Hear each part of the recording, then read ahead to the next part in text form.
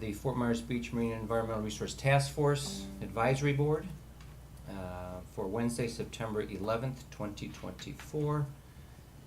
If we can, stand for an invocation and followed by the Pledge of Allegiance. But I would like to start the invocation recognizing today, which is 9/11, in remembrance of our patriots that fought for our country on that terrible day, and to keep all those victims and their families close to our hearts that suffered from that tragic travesty.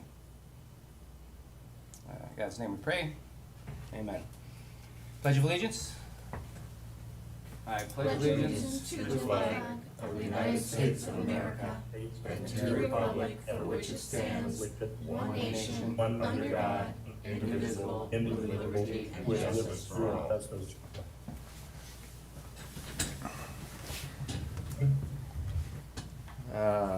Prior to roll call, I'll entertain a motion to allow both Dave Nussbaum and potentially Bill Adderholt to meet. Bill Altoff. Bill Altoff, what did I say, Adderholt? Bill Altoff, to join the meeting by Zoom today. I'll make a motion that they should both be allowed to join. Do we have a second? I'll second. Any objections? Hearing none, the motion carries unanimously. So welcome to the meeting, Dave. Thank you. Why don't you start the roll call, if you would? Dave Nussbaum, present. Jen? Jennifer Rusk here. Rose Larkin, present. Robert Howell, present. Steve Johnson, present. John R. King, present. Also as a guest today is Dr. Chris Daly from FGCU. And Good morning. I'm sorry, Chris, I wasn't aware that you'd be here today. I think maybe you've had a discussion with Chad, and I'm assuming it's in reference to our agenda item, the FGCU USDAC grant program. Is that accurate? Yeah. Okay. Yes, that's correct. We'll maintain that as the number one item then on the agenda. Next would be to approve the agenda. I have one maybe addition before we approve it. During the presentation to Town Council on our recommendations from I guess it would be this July meeting, right? Last month was August. I missed that meeting. There were some requests from the Town Council, specifically one from Mayor Allers to look into resiliency options similar to Clearwater, Florida, to move traffic off Estero Boulevard onto the boardwalk. A request from Vice Mayor Adderholt as well to talk about Moby mats up and down the beach for transportation conveyance, I think. And also from Councilor Safford to potentially look into what can be done about flooding the downtown area, and I'd like to add also the neighborhoods, and to potentially install pump systems to aid in draining floodwaters. So I would possibly make a motion to add that to the agenda, to just start, to allow me to just articulate exactly what they had, a little bit more in detail what they were after. Is there anything on there that we want to remove? I would like to actually add one more thing to the agenda, since we have a visitor here from FGCU as well, just to talk about the activity book. If I may add that to the Okay. agenda, if I can move a motion to add to today 9/11 current items. If I may allow the Flippers and Feathers, Our Beach Friends Forever activity book, and also to introduce Illustrator. Okay. There's one addition. Let's actually, I'd second that. I'd like that to also, thank you, I'd also like that to be the number A. So this young lady here in the audience can get back to her studies. Okay. So again, I will second that. Any objections? Hearing none, that motion carries. In addition, I'd like to, again, move to add as an agenda item, the request from town council so that we have that in front of us moving forward. I'll move to allow that on our current items. You second? I'll second. Okay, she moves that. Second by Nussbaum. Thank you. Any discussion, any objections? Hearing none. Our agenda now will be activity book, followed by FGCU USDA Grant project. Sharon, what about public comment? I'm still going over what the current items are. I see. The manatee conservation and the FMB, town council items.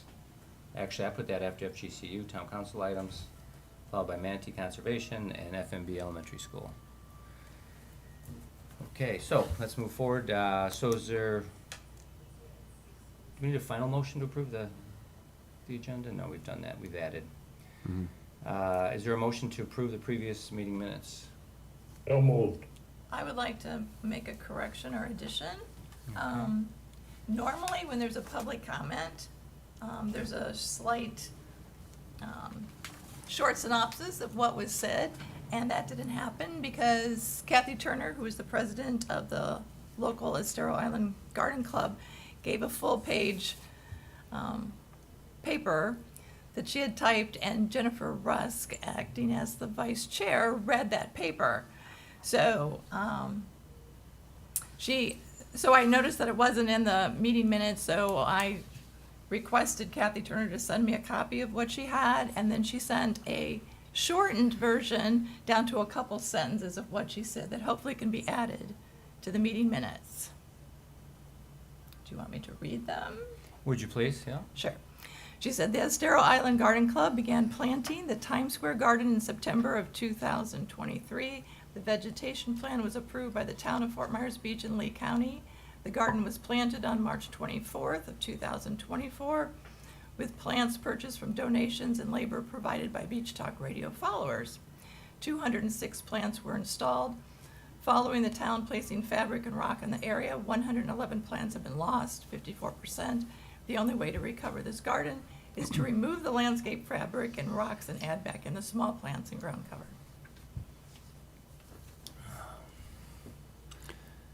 I feel that she, not that I don't appreciate her summing it up, but she put a lot of work into the original statement. I think the whole original statement should go in because that's what was read, that's what was intended. And that, I think, even though it's nice to have it summed up, but it's still that's what was read. And also I think for people looking back, it's going to see exactly why she was so upset and couldn't read it herself. Personally. Okay. I'm just thinking in previous public comments, there's always been like just a, Oh, they don't do the whole Summary. thing. they Okay. don't do. What? But I think we did accept that, and it should have been attached to the record. Yeah. I agree. Okay, I mean, So I will check on that and see if it has been, okay. what the deal is there. I feel like maybe they do the summary because they can't type as fast as it's going. Oh my or gosh, something. yes, Well, it was and you very don't long. have to Right. do But- the whole. But since we have it already, cut, copy, paste No, it. I in. understand. Yeah. Okay. I'd make a motion to approve the amended minutes with inclusion of the original transcript to be included. I'll Okay. second that. And who would be the person, because it's on, it's a Word document, it could just be forwarded to someone, who would I be forwarding that to, or who would Kathy Turner forward it to? She wants to go ahead and send it to Amy. Okay. Amy would good. take care of it, All yeah. right. All right. Any discussion on the motion? Was there a second? Do we want to? I Yeah, she did did second. second. You did second? Do we want to add the abbreviated version also, or is that going to go on today's? Or not even worth it? Just Okay. with the original script, I'd say, as we talked about. Okay. Any discussion? Any objections? Hearing none, the motion carries unanimously for acceptance of the previous meeting minutes as amended. Public comment? Seeing no public besides Ms. Macy. We'll continue on to current items. And first will be activity book. Yes. So I had requested, well, first of all, Miss Macy Knoll is here and present for our meeting. She is the illustrator of Beach Friends Forever. Flippers and Feathers Beach Friends Forever. I would like for all of us to maybe possibly get a picture with her, so we can fully appreciate and give appreciation to her. She worked so hard on this, and I'm so proud of her, and the town should be extremely proud of her. She is very talented. Miss Macy Knoll, do you mind? May we have her get up and introduce herself and give a little background in what she does? Miss Macy? Sure. Please come up and introduce yourself and tell us a little bit about, if you don't mind. I would like to know what you are doing at FGCU, what your plans are in the future, and what it was like for you working on this project for Murph. Yes, thank you so much. It is an incredible honor to be here and an incredible honor to get to illustrate this children's booklet. I have always loved nature and have always been fascinated by science, the natural sciences. So as a small child, I know that I would have really enjoyed coloring this coloring book. So that was the main inspiration behind it. I'm a student at Florida Gulf Coast University. I'm studying art and biology as a dual degree, and I really hope to continue to bridge the gap between those two disciplines and explore that. So through environmental education, but also through research as well. Great. Miss Macy Knoll, I would like to let you know that we printed 10,000 copies of these books. We are down to 1,000, just within 4 weeks. People love it. I can't express enough appreciation for you coming to our town and helping us out with this project. It is my honor to have you do this, and I think we're gonna need more. We're gonna need some assistance from our community to print more. There are a few things that I would like to change, and I know that we spoke about it, but I'd like the Murph members and the community to know what they are. One was, in the word search, we have 2 names, Skimmer, and I believe you've already corrected that. The other is on page 8, I would like for Gus, circle all animals that might harm the chicks. I think a key for children and for educators would be to actually give them the names and the numbers. Or, for example, I think I count 8 animals that could harm the birds.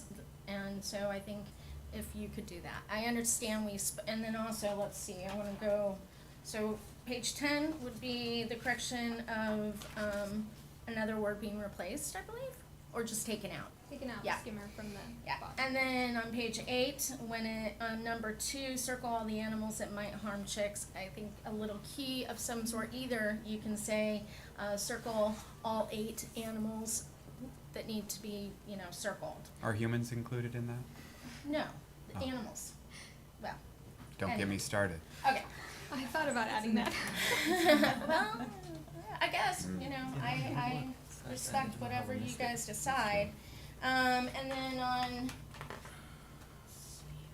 Was The it back- towards the beginning? There was also Page 2. cross out. yes, thank you. So Key put an for that X on all page. things that don't belong on this beach at night. I think a key as well for educators and children to know which things, because I actually was with a child that was doing this book at a pop-up, which, by the way, we started up the Murph pop-up at Times Square this past Saturday at Farmers Market. We gave away 140 of these books to kids, and not just kids. People wanted to see it. People want to take it back to where the visitors, where they're going to share with their schools and their other children or grandchildren. Get your copy, your symbol copyrighted, so, because Yeah. this Yeah. is getting around there. Thank you. Yes. Good point. So yeah, put an X on all the things that don't belong on this beach at night. And one of the kids did not pick the sandcastle. sandcastle, which they, that's part of education. So that was an opportunity for me to educate that child on the sandcastle should be not there as well at night. And then on the back page, we just need to change Miss Patty Smith to MS. She's not a mess, so. And I think that's all I saw that I would like to change for our next round of activity books, unless you all have an input or would like to add something or take something out. Nope, I have none. The only one I could think of was a answer key. That's, I think, what we were just Yeah. talking about as an Right, answer key. but like, where would it go, I guess is my, So there is an answer key on one of the pages Mhm. that was smaller Upside down. text and flipped upside down on the Right. bottom of the Mhm. page so that you could turn it over and look at what the answers were. Mhm. So I would be doing the same thing with the same, other okay, that's pages. what I was getting at. Yep, that's, Yes. yeah, okay. That's all. And I think that is it. This is for you. It's publications from our community, a magazine where you are mentioned in both of them. But I just would like to, if we could, maybe get a picture so she doesn't have to sit around. pictures. Do you mind, sir, taking a picture? I'll take it. I can take it. Well, no, I need you in the picture.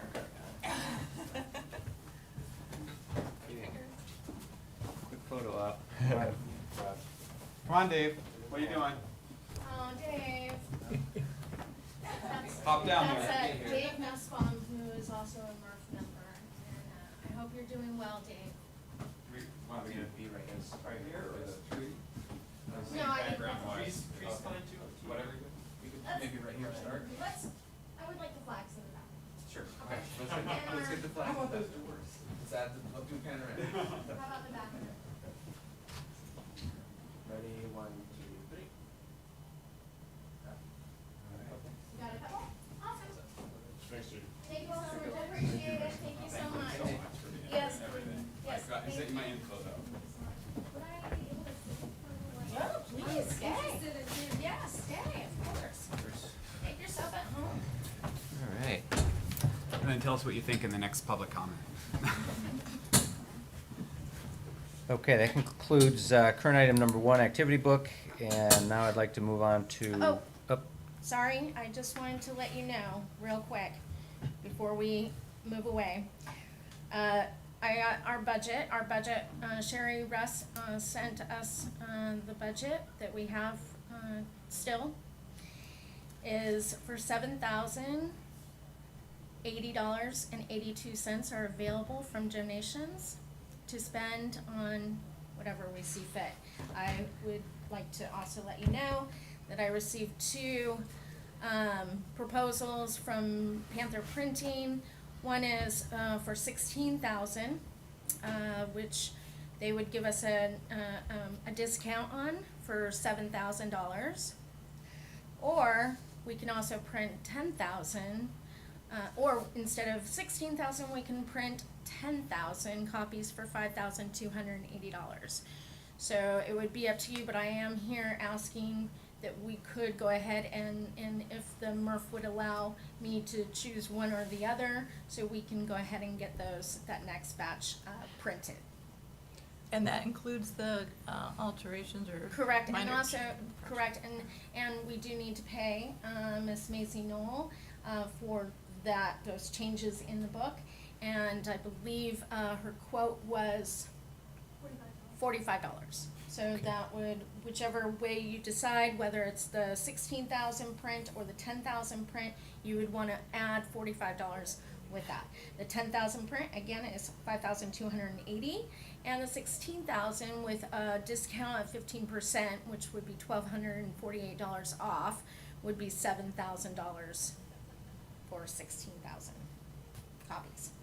So, I'm asking the committee to allow me to spend that money that's in our budget on getting more printed for our community So and I've- for our visitors. I have a quick question. Sure. Do you are there funds available for you to fund the MRF pop-up booth through this next season?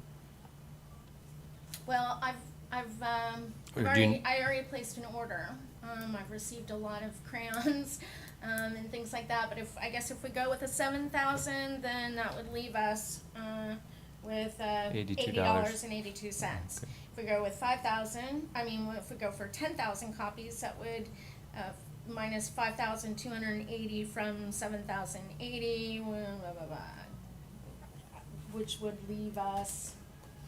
If somebody's better with math. Anybody else here share?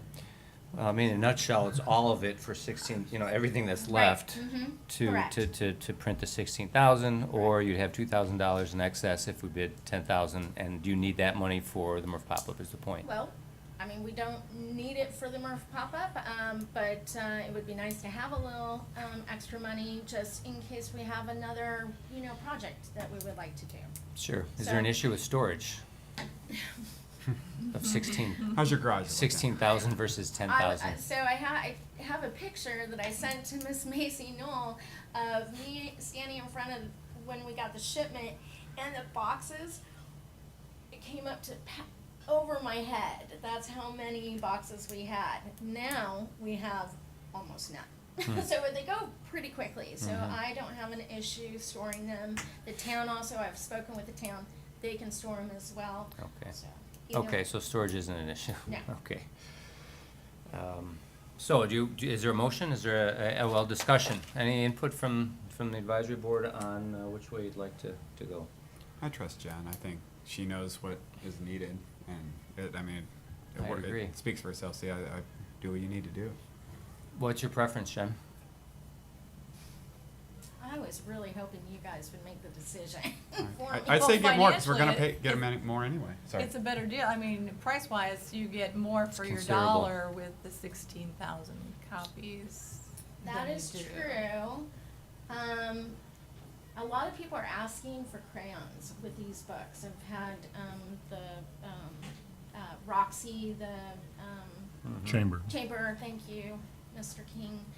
The Chamber has requested crayons. They're giving them away like crazy, the activity books. They said that people love them, but they're requesting crayons. So, I'd love to be able to also offer our community and our businesses and our resorts and our residents and visitors and crayons as well. So that concerns me a little bit about going with the 7,000 because again, I think you're right. It doesn't leave much for providing other things. I know I'm getting super nitpicky with this, but I'm just constantly thinking one-time use plastic avoidance with crayons. Can we, if we find crayons, can it be a possibility to find a provider that isn't wrapped in the little plastic baggie? Not through Amazon, and that's where Correct. the town orders through, is Mhm. through Amazon. And I understand, I don't care for adding extra plastic, but that's. I mean, if it's not a concern of anybody else, I'll, Well, you it's know. but- always a concern, we never wanna add more plastic to our beach, that's kind of, Right. But If it that would can probably be- be a lot more expensive if we found a source that provided, crayons Wrapped in that were paper. eco-friendly, it Sure. would probably be much more expensive. What I did at Pink Shell is I have a big basket of crayons, and I bought bulk crayons, got a big basket, poured them in, and when the children come up and if they're doing the workbook with me, then they can have whatever. But if they're taking it to go home, I say pick 3 crayons, and then it doesn't matter what colors because there's different colors and stuff. So I don't know. That might work at a pop-up. I don't know how it would work at other It places. doesn't Right. actually work Yeah, out I at didn't think pop-ups so. because, people are on their way to the beach, they want Right. something that they, can put in their pocket or, Mhm.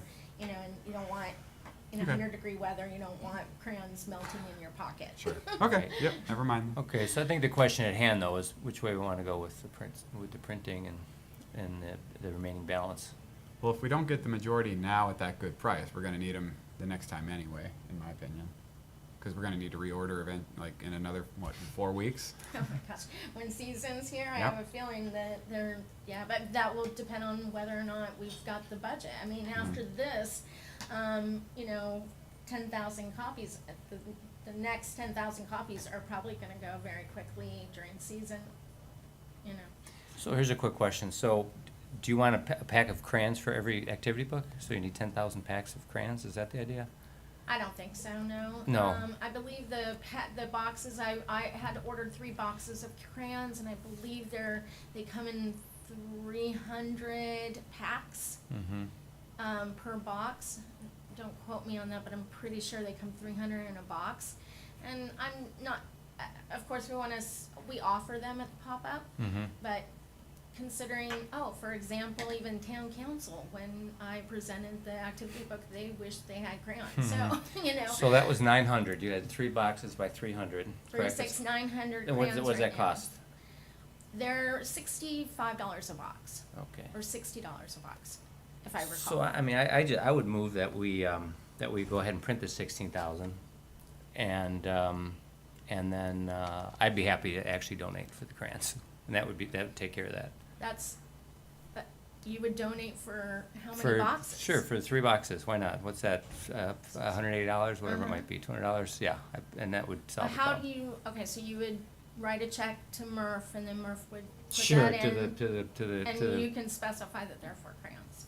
whatever the rules are, absolutely. Yeah, and I have many other people I'm sure that would donate as well, so Okay, let's just do so that. where are we at? I second what he said. So the recommendation is to go ahead and print the 16,000 and use up 7,000, is it $7,000, flat, $7,000 flat? Flat. Flat, $7,000, It's actually because this does have to be $8,248.05 voted with a discount of $1,248.05. And the Which net- comes out to $7,000. $7,000, okay, so, I would make the motion that, we would use $7,000 of the remaining $7,080.82 to print 16,000 copies with Panther Printing. I second. Discussion's been done. Is there any discussion? Any objection? Dave, anything on your side? Okay. No. We'll move this one forward then. Hearing no objections, One quick thing, that was with her 45 Oh, so it's $7,045. and 45. and 45. Okay, Just for the record. so. Which basically then Was It it, was $35. was $7,080.82 that are that's in our budget. So I we have would it. have basically $40. Sure. well, yeah, less $35.82. We'd So, have less than so do I $30 need to on it. modify? I better Yes. modify it. First I have to retract my Sorry, motion. that's Did you, was it seconded? I seconded. Can you retract your second? I retract my I second. retract my motion. I'll make a new motion to spend $7,000 to Panther Printing and $45 to Ms. Knoll for edits for the next printing from our remaining balance of $7,080.82. That's my motion. Do I have a second? I second. Thank Okay, you. any objection, Get to any work, Miss discussion? Mazzino. No, hearing no discussion, any objections? Hearing no objections, the motion carries unanimously, so that should be okay from the town side then. Excellent, so I was kinda hoping Chad would show up, but he isn't here, so we have our second item. You wanna push that back till he gets here? Well, I'm trying to respect Dr. Daly's Oh, time here, oh, sitting here, he's okay. already heard all about our activity book and everything else that's going on. So are you good with waiting? I'm not comfortable moving forward. I missed our last meeting, and I did update myself as sort of where things are at. Do you feel like you can speak at it, Chris, or would you prefer to hold off till Chad does show up?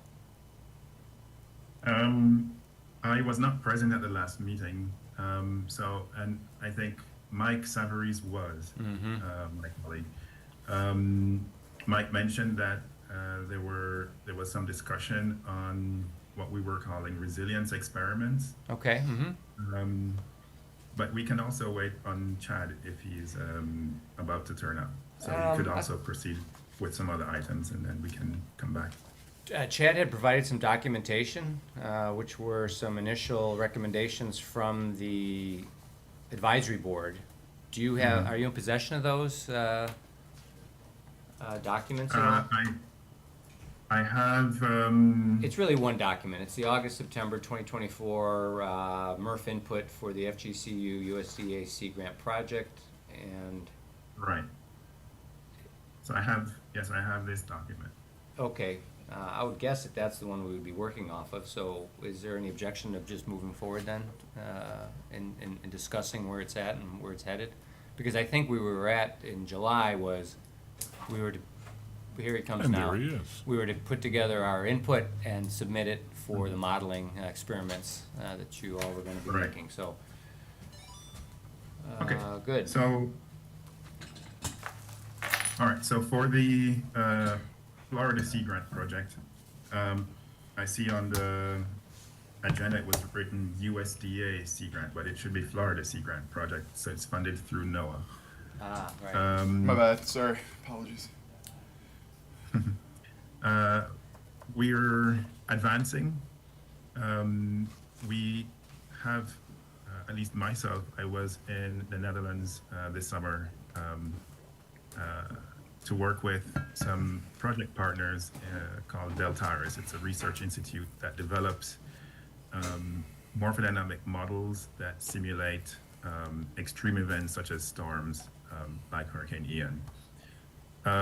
So part of the deliverable of the Sea Grant project is to work with communities to develop, let's say, these simulations for hindcasting Hurricane Ian and its impact, but as well looking forward to what interventions we might be able to suggest going forward. So that's what we were calling resilience experiments. As a short update on the project, in terms of the modeling, we have now the model grids for Fort Myers Beach. There are 2 locations, so north and south, in addition to other areas such as Naples and Sanibel. And those models are currently being tested to see if they're for making sure that the boundary conditions that make the model work are good. So in time, we will be adding in the suggestions generated by the MRF group here and also the Fort Myers Beach Council in future simulations. Secondly, and this is, well, another part of the Sea Grant output was actually doing, or at least continuing, our geomorphic surveys. So meaning taking measurements of beach elevation along the entire length of the beach. And that's been going on since just before Ian we started in August 2022. We went back after Ian in January, I think it was. Later on in the year after Hurricane Idalia, and then again in January this year, and then also post Debbie. So we have some information about Ian's impact, Idalia's impact, and Debbie's impact on the shoreline. So these events can also be put into the X-Beach model for hindcasting. One of the things that perhaps I would like to know, at least when we were, at least after Debbie, we wanted to figure out which sections of the beach were most damaged or highly impacted by the passage of Hurricane Debbie. And I think Mike spoke with Chad on that, and then actually allowed us to go out and collect some data over the past weeks. And going forward, we also collecting data on waves, tides, and currents. So these are the agents that actually cause the sand to be transported and moved away from the beach.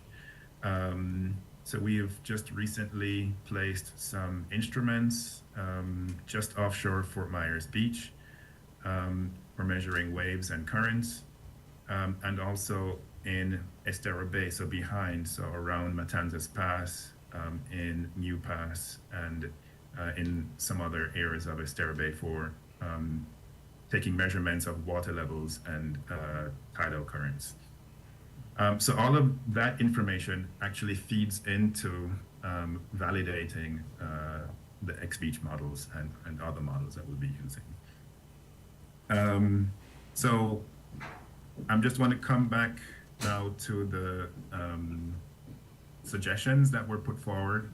I see here 4 suggestions which kind of combined different elements such as buried seawalls,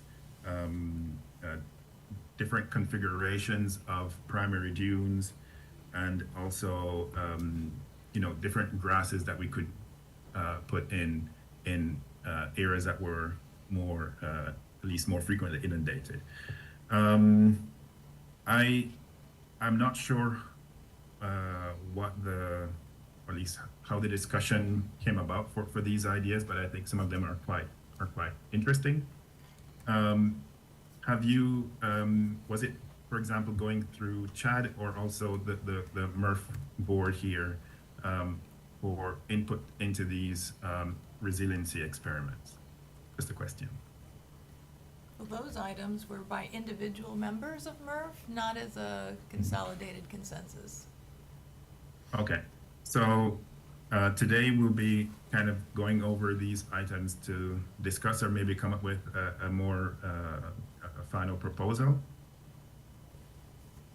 Perfect. Okay. We could start with the first one. So it's something that was said was Twin Peaks sand configuration.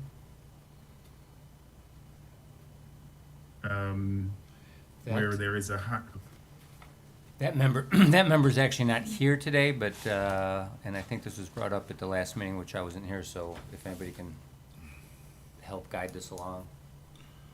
Sure. I think Member Althoff was envisioning a dune a little bit seaward, and then a bit of a trough, and then another dune, closer to the structure, and wanted to see what impact that might have on resilience.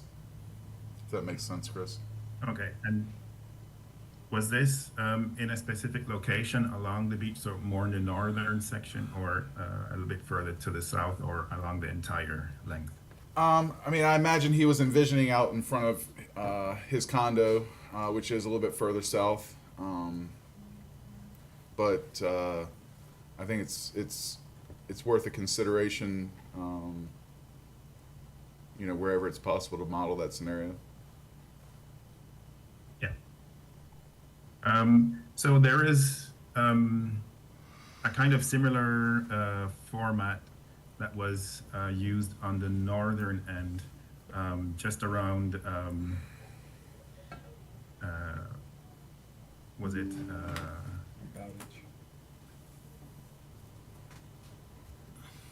I'm looking at, is it Bowditch? Bowditch, yeah. I didn't know if I was right. Where you had these alternating sand berms that were put in. I'm imagining this is a similar suggestion here in suggestion 1, having these, let's say, double road berms, but then with pathways that go in between, correct? Yes. Okay. And then here it says that the elevations would be up to 5 feet. And is that 5-foot level, could that then be changed to maybe 6 or 7, or would we kind of envision keeping that 5 feet elevation as the limit?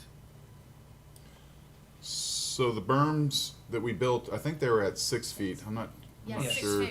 6 feet. NAVD. They're 6, yeah, because I was seeing the 5 feet. I was wondering if it was a lower end, or if that could be increased. Yeah, sure. Okay. But then currently it's a 6-foot berm being installed. Yeah, I think that's what. So our contractor that's doing the beach renourishment project is reconstructing those berms up to, I believe, the 6 or 6.2 NAVD. And I can send you those contract plans. All right, thank you. And then I see suggestion 2 was a pillow fashion versus a continuous line of primary dunes. I wasn't so clear about what pillow fashion would refer to. So I think he was referring to more just to have like bunkers discontinuous bunkers, kind of offset. Okay, similar to versus this, the first one where you had a double line, but then kind of offset. Correct. Okay. And then suggestion 3 was natural and green. So we're looking at planting of salt-tolerant grasses along the entire shoreline. So in this case, salt-tolerant grasses are dune grasses, or is this like carpet grass? Whose recommendation is this? Yeah, it would be dune grasses, and not just grass, but all types of vegetation. Okay.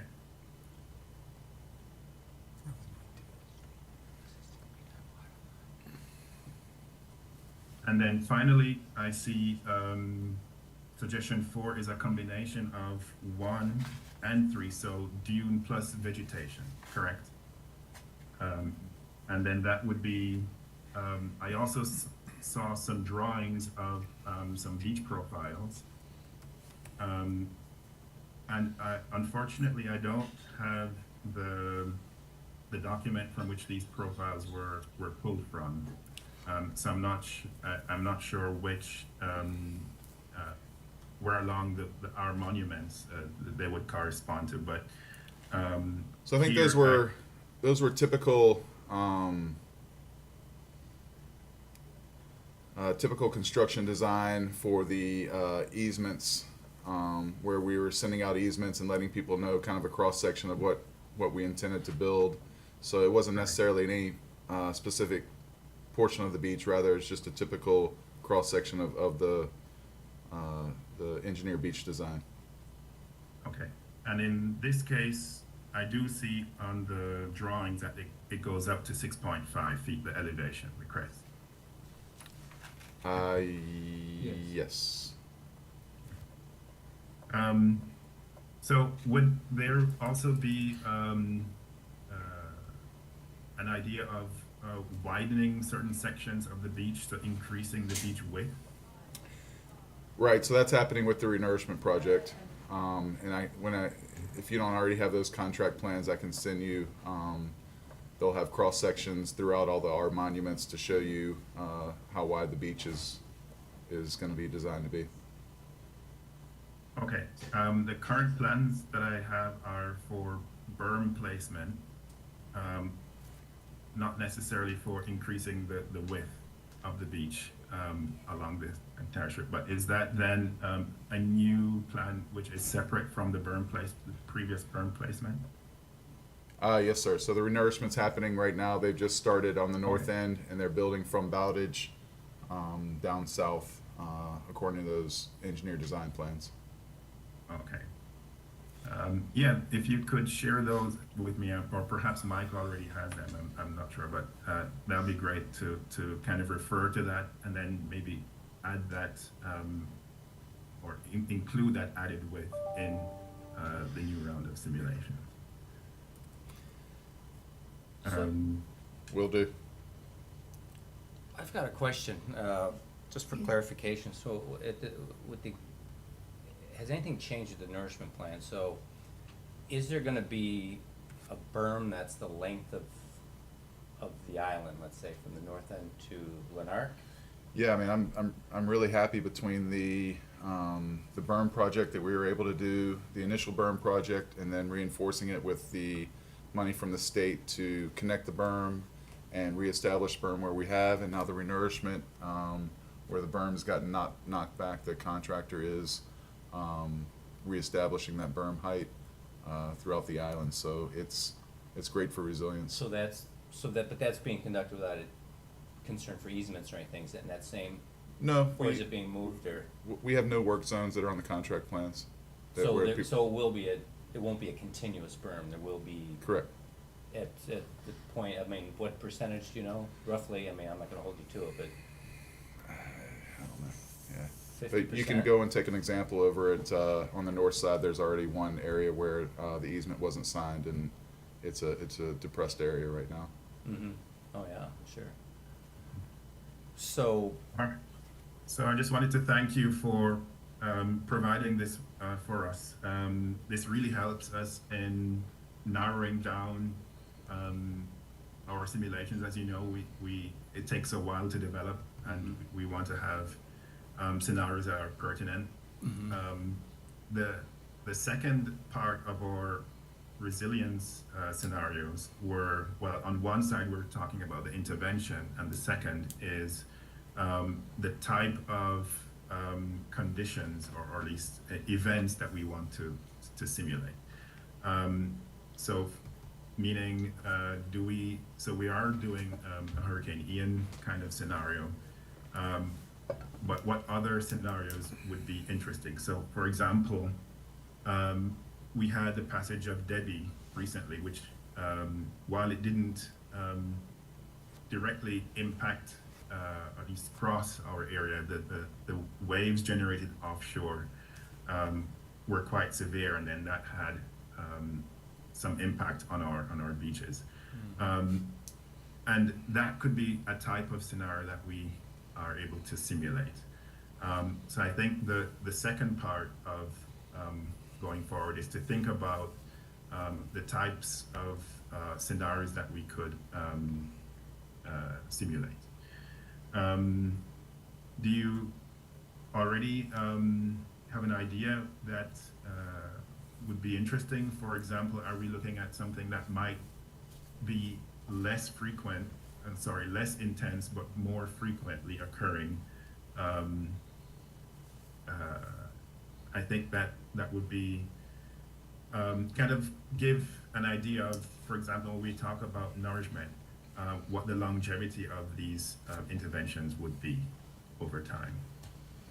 Right, so as far as what we've done on the beach, the berm was designed for a 5-year storm that was modeled on a tropical storm Ada a few years back, was considered to be in that 5-year interval. Idalia or Ada? Ada. Ada. Yep. So that was modeled off of that. The renourishment project itself, I believe, is modeled off of a 25-year storm interval. And I believe Hurricane Ian, correct me if I'm wrong, was like a 100-year interval storm, which,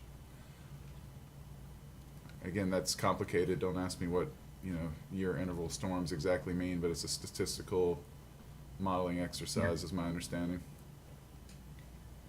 Okay, so so something that would match the same frequency as what is being proposed for the beach widening project, which is a 25-year interval, as what you've just stated, correct? Well, it's designed for a 25-year storm. I believe so whenever they design the beach, the beach design is for a 25-year storm, and then they add 10 years worth of erosion in front of that, so that in theory, in 10 years' time, that erosion that has occurred, the beach that is there in 10 years will still be resilient to a 25-year storm. Does that make sense? Yeah. Hi. All right, thank you. This is really good information for us going forward. And I had a question, was Adelia and Debbie very similar in terms of water? I believe Idalia was a bit heavier. I haven't looked at the stats to know, but just based on cleanup and water and overwash, and I was there during Idalia, and then seeing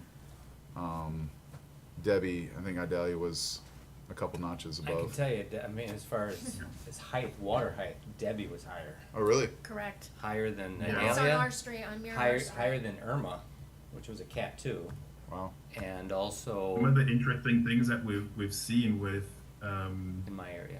Debbie compared to Idalia is that even though we had a lot of erosion, some of the upper parts of the beach profile actually gained sand. So it kind of pushed sand a little bit up and then also down that profile. So the storms had really differing impact. So yes, I would agree that with Debbie, that it seems that we had a bit more higher run up of waves on the beach. Stand corrected. Idalia was more destructive. It really took everything off the beach, but didn't really push anything really higher up on the beach profile. I've got, since What? Chris, since I wasn't here, I had one question, and I thought, I threw it out to Murph here as to whether or not this is a potential addition for the modeling. You know, we have this issue where we can't, the town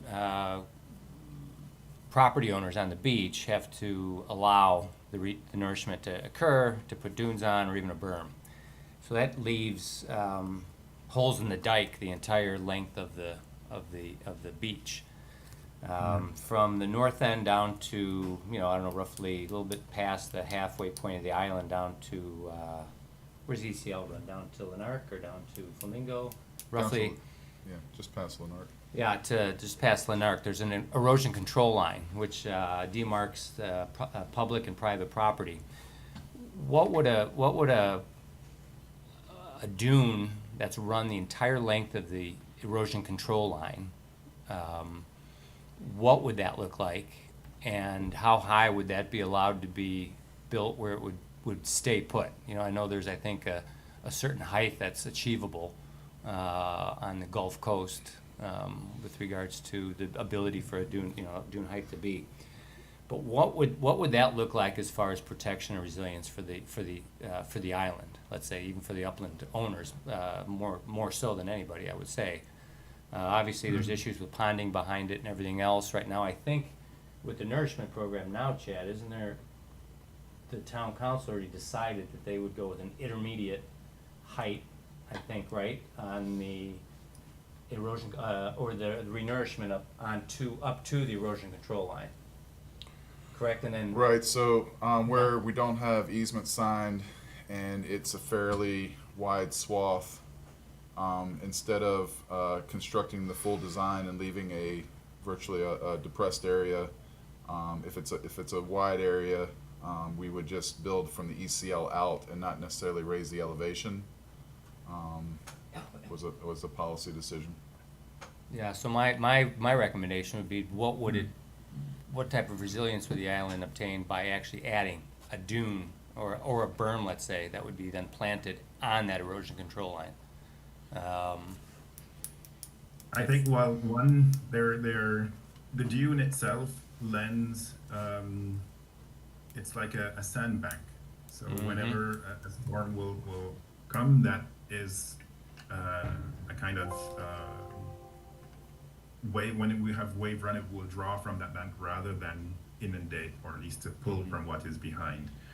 And that is better fortified when it's vegetated. I'm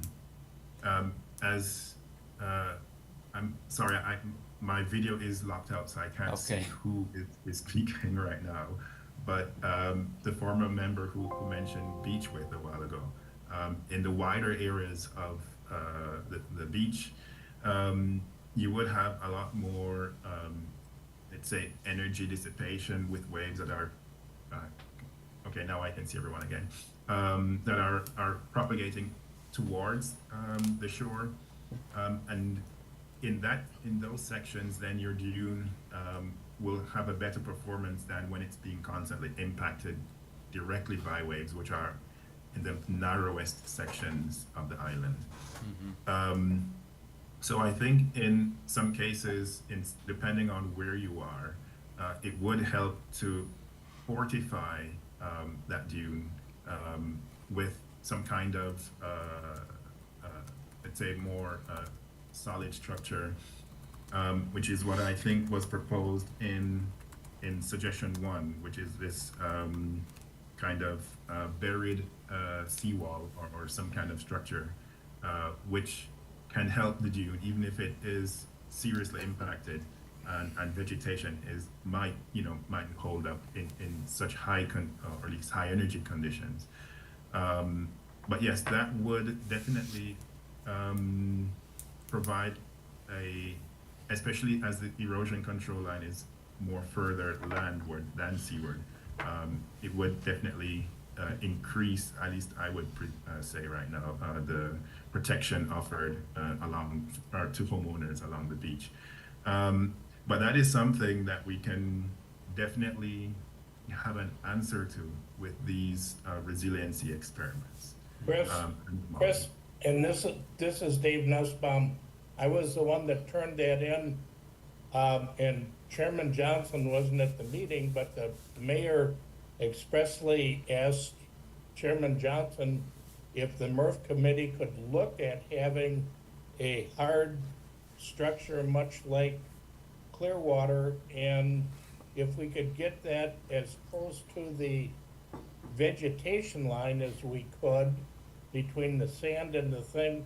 He was also looking at the possibility of creating a bike lane and taking bikes off of the traffic portion of the island and possibly having a diversion of bikes going through there as a way to help mitigate some of the narrow issues that occur in street portion of it.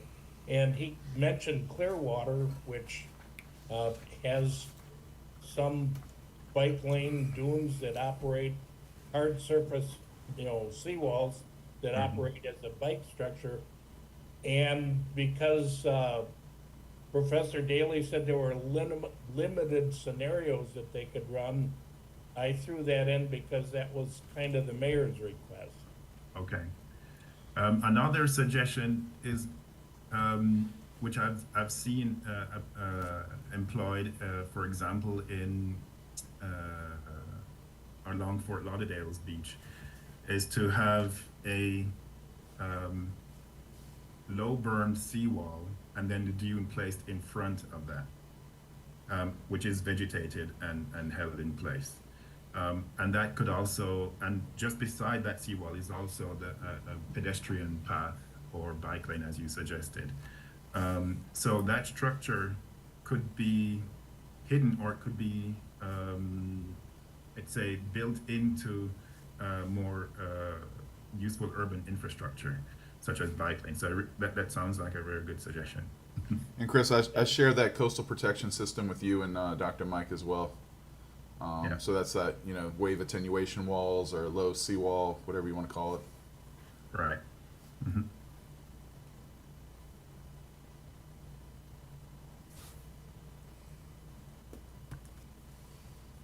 Okay.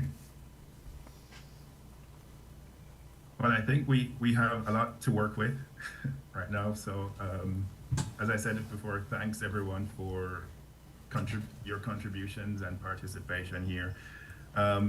We're really working hard to get all of these simulations up and running, especially by the end of this semester, so that in December we anticipate a visit from one of our collaborators in the Netherlands, and at that time, if it's feasible, it would be nice to have her perhaps meet with the board or with some folks from the city council to go over some of the work that we've been doing. What is her name?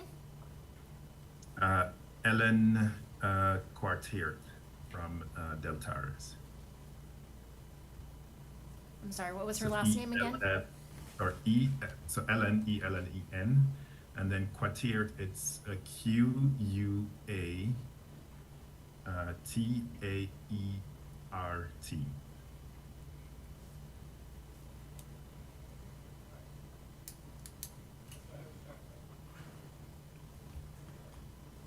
I vaguely remember us talking about reaching out to Sanibel or Captiva about what the simulations they were running. Did we ever look into that at all? I don't remember who. I think Dr. Mike went through some of those. Chris, are you familiar, or would you mind just quickly summarizing the requests or the scenarios or interventions that Sanibel and City of Naples have put forward? For Sanibel, I have to look back at my notes here.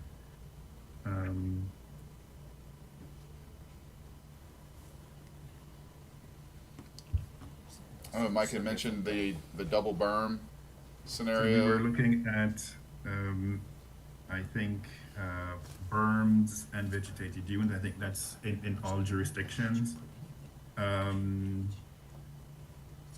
Reconfiguration of, well, one of the issues with Sanibel was beach access and the unvegetated pathways leading to the beach that were scoured out and eroded during Ian. So we're looking at different treatments for those. And elevating dune heights.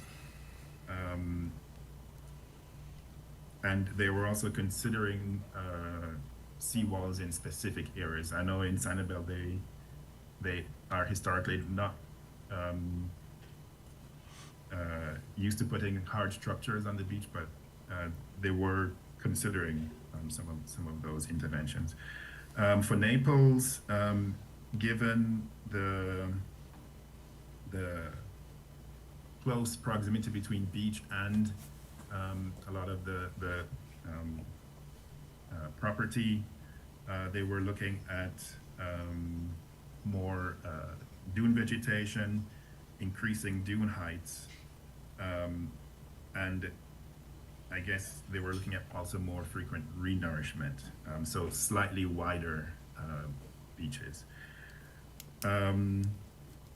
They were against hybrid or reinforced dunes, but they're going a bit more on the beach widening, dune heightening, and vegetation, increased vegetation route. But again, these were our initial discussions. We are going to come back because we're giving each jurisdiction a bit of time to reflect and think about what their plan would be given their unique situation. So we are planning a new round of meetings to finalize each of these resiliency experiments for each jurisdiction.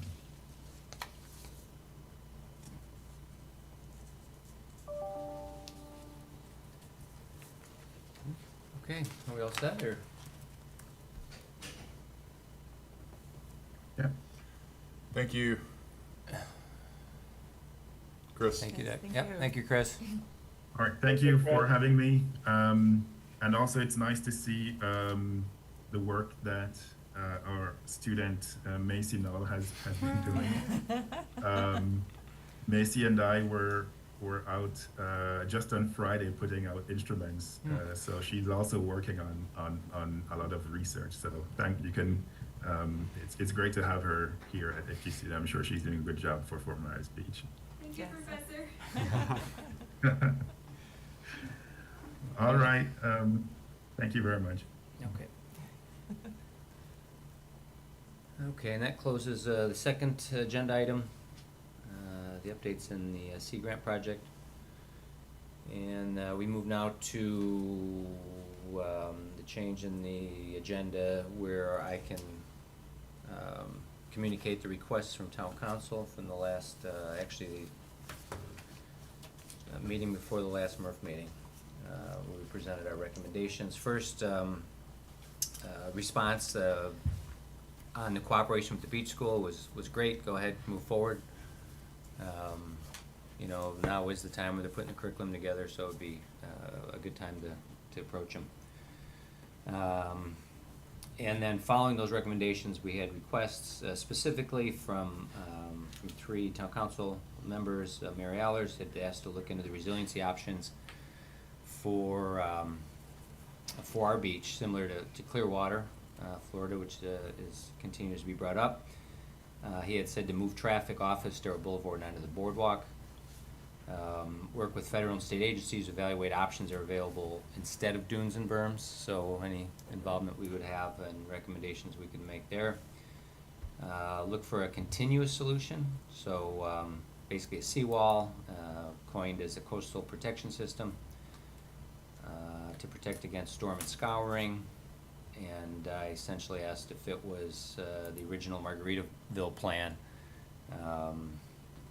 and he said yes. So something along those lines where you see a boardwalk and you see a seawall with maybe the hopes of changing the FEMA map for base flight elevation. Also then from Vice Mayor Adderholt, he mentioned he spoke with the Safety Advisory Board chair, and they discussed the use of Moby mats on the beach for transportation on the beach. So I know earlier that had come up at a Safety Advisory Board meeting that they said a kind of removable boardwalk is what they called it because of storms. I think they already put 9 in. Well, Moby mats for the That was access. for That's beach for access. No, this is for For parallel. This parallel. is for, Oh, okay. yeah, Like a I mean, I have biking Okay. some trip. opinions Right, on yeah, this right off the wheelchair, bat, yeah, but, okay. and as they investigate, Oh, poor- beachfront transportation, as they have been also looking for bayside conveyances too, which I would assume would be the ferry they talked about. Is this something if we had may I ask a question, Chair? Sure. Okay, so if the town were to use Moby mats for, as a bike trail or walking trail, that went parallel to, for 7 miles, basically, correct? I would Is assume that that would what be the case, yeah. The idea is? How would that work if we were to have a storm? Would they be picked up and moved? That seems like a lot of maintenance for the town of Fort Myers Beach, that every time we have a threat of erosion or storms coming up, it seems like 7 miles worth of Moby mats would be a great deal of work for our town staff to have to Sure. remove.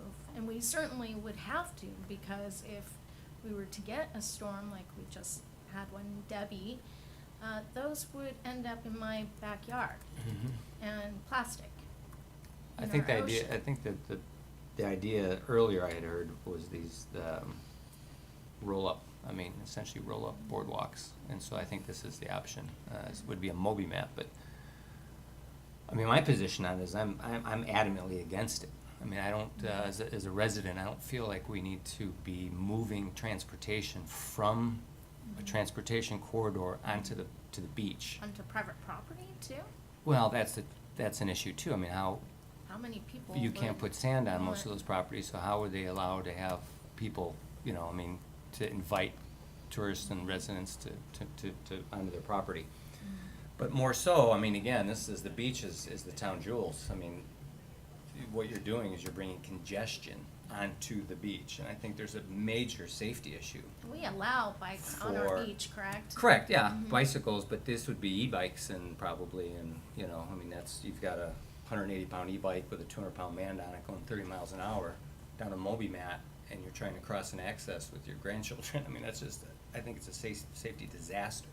But even more so, it's the congestion of moving, conveyance of vehicles from what is a street and a sidewalk and a bike lane to the EC zone, essentially, into the environmentally critical zone. And I just, I would be adamantly against it as a resident, and I think also there's certainly a lot of environmental issues as well. Are these Moby bats gonna stay during sea turtle nesting zone, season? Is it gonna interfere at all with the nesting birds? Is it, that's my personal opinion, but, they've asked us to look into it, and I don't know if we wanna add this to a future, meeting agenda.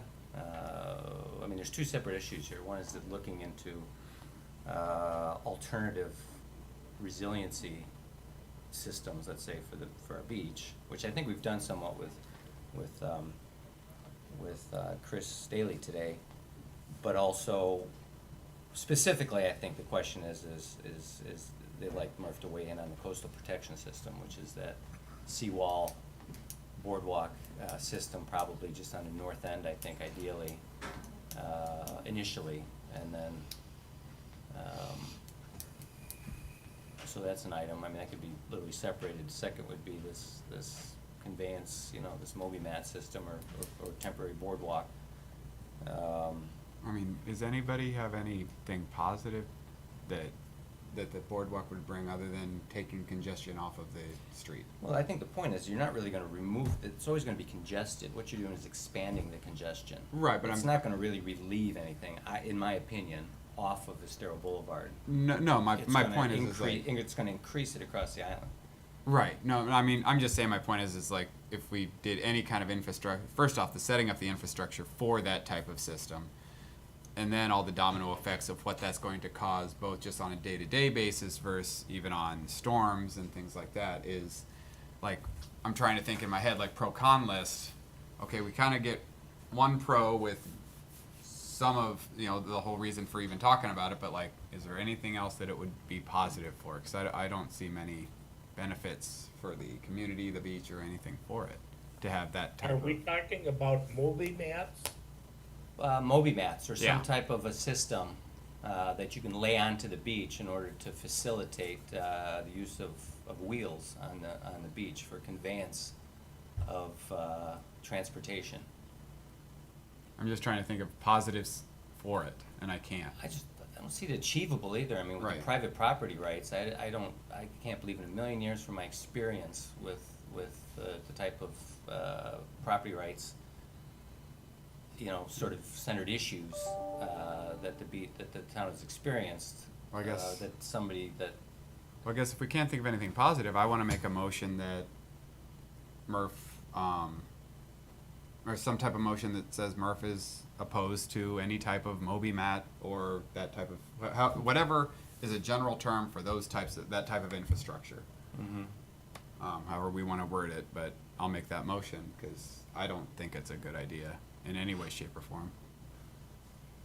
And we can get into all those reasons if we want to discuss it in a future meeting, but I think for me, it's kind of just common sense stuff. Like, we already deal with turtle stuff. We already deal with bird things. We already deal with a lot of this, and it's just going to add to it, you know?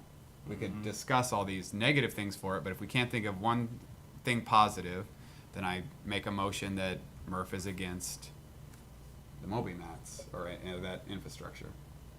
With all due respect, we, as a committee, exist to advise the town council, and I don't think we should come out and give them our opinion on a topic that they've asked us to look at before we actually go and investigate what's available, what's out there, maybe talk to a professional, get all of the facts, and then make a recommendation rather than just firing an opinion off the top because we can't see any benefit and we don't know all the facts.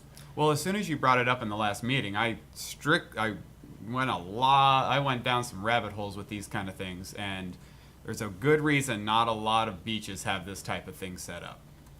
but if you're conceptually against the idea of encroachment into the environmental, you know, the EC zone and onto the beach, then why would you waste your time spinning wheels to facilitate Right. or to investigate Well, options for it? Well, even the investigation I did, I Because we were didn't see asked anything positive, and that's why I think, like, even on the base level, without doing more investigation on the base level, it creates so many issues. I think with our opinions, which is why we're in the seats that we're in, we can give our recommendation as to we don't recommend doing it for Fort Myers Beach.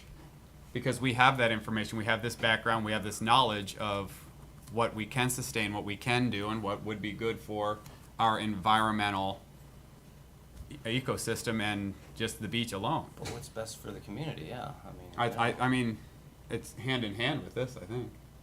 And that is an opinion. I think it's hand in hand, but Rose, do you have any thoughts on the matter? Well, I'm thinking we probably definitely do not need Moby mats going parallel to Estero Boulevard, but I also see Dave's point that possibly we should go through at a future meeting and list all the reasons, just to be clear. I would actually agree with you, Rose, on that as well. I think maybe we can ask the community for their opinions, their thoughts, and that maybe at the next meeting, we can hopefully, will you be here, Mr. Nussbaum? Yeah. You will be? Okay. Yeah. So maybe it's best that we, for next month, have that conversation while you're here.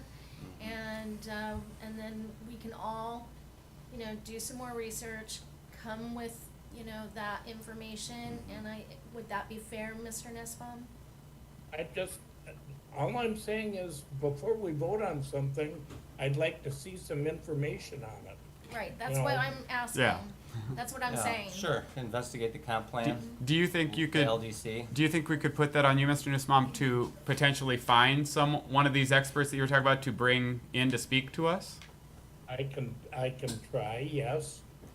There's numerous people out there, and I can see if I can get some people to talk about Moby Mats, the manufacturer reps, so on and so forth. I'm not saying I'm in favor of it. All I'm saying is, before we vote, we should actually investigate what's being asked of us, so we can give an educated opinion. Isn't that what you did? I did, yeah. That is what I did. but Well, if it's not but that's just me. So that's just so I 100% agree with what you're saying, and I don't disagree at all with you guys wanting to talk about it further. I'm just saying I did that research, and I'd be more than happy to share that if you guys want me to. I will. Yeah. that would be excellent. I'll get that to Chad. And I'll also try and go out and find out what information I can get from some of the people that are out in the industry, and we still have a couple of marine biologists that we have contact with, and get their opinion on it. It's just, the more information we have, the better our decision can be, because bad decisions come from little or no facts. Okay, we'll move on then to the next, the item that was requested, and that was from Counselor Safford, and that was, is there some way we can help with the flooding? So specifically, I think he was concerned with the downtown area, and specifically just talked about pump systems to drain floodwaters, as well as, I think maybe even the mayor suggested a truck pump that could potentially pull in and empty floodwaters, but so sort of treating the how's that term go? You're treating the symptoms and not the problem. Yeah. Well, and I've heard from lots of residents where it's flooding on their streets and people's homes Well, I have been brought- flooded again during storms. I brought that up. I mean, at the lectern there, I had said that there are, there's problems already everywhere. So is that, is this for us to look throughout island-wide or specifically for downtown? We could expand it so to that can be added. the whole island. Well, I mean, actually, it turns into what can we do with floodwaters, period, on this island?